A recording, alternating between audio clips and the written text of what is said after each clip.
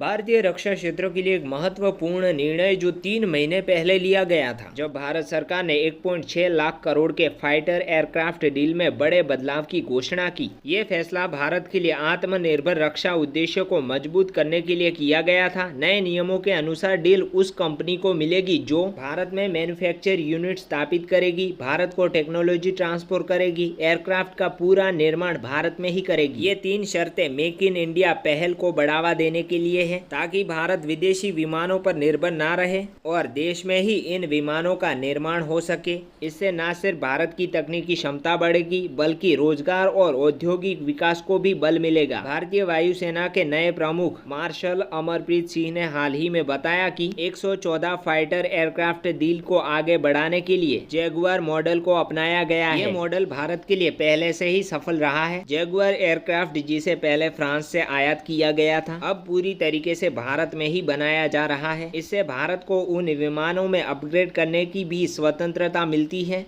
Jaguar model का एक बड़ा फायदा यह है कि विमान की लागत कम हो जाती है, क्योंकि निर्माण और अपग्रेड भारत में ही होते हैं। ये मॉडल अब 114 फाइटर जेट के लिए अपनाया जाएगा। इस निर्णय से न केवल भारत की रक्षा क्षमताएं बढ़ेगी, बल्कि लंबे समय में देश का विदेशी आयात पर भी निर्भरता भी कम होगी। हालांकि ये डील काफी आवश्यक मानी जा रही है, लेकिन इसमें भी कई बाधाएं सामने आ रही हैं। भारतीय वायुसेना ने 5-6 साल पहले ही सरकार को 114 मल्टी रोल फाइटर जेट की जरूरतों के बारे में अवगत कराया था। 2020 में जब ये टेंडर जारी किया गया, तब दुनिया भर की कई प्रमुख कंपनियों ने इस प्रतियोगिता में आई। उसके बाद 2021 में भारत सरकार ने मेक इन इंडिया के तहत इस डील को आगे बढ़ाने का फैसला किया, परंतु तब कोई भी ठोस निर्णय नहीं लिया गया। अब तक भारतीय वायुसेना सरकार के AON की मंजूरी का इंतजार कर रही है। इस डील पर हो रही बहस भी एक महत्वपूर्ण मुद्दा है। स्वदेशी तेजस मार्क II लड़ाकू विमान,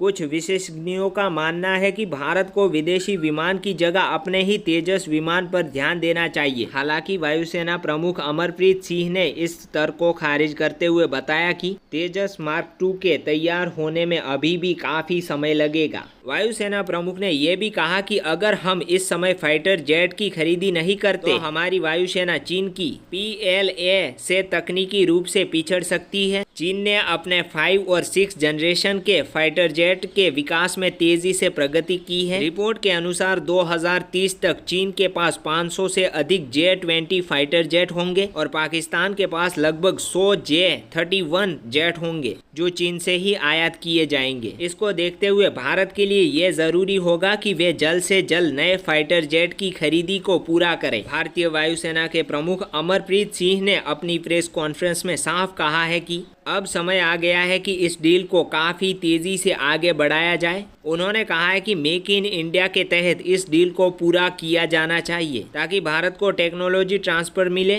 और निर्माण भी देश में हो। साथ ही उन्होंने इस बात पर भी जोर दिया कि डील में देरी नहीं करनी चाहिए। अब कोई भी विकल्प नहीं है, क्योंकि इससे भारत की सुरक्षा शक्तियों पर गहरा असर पड़ सकता है।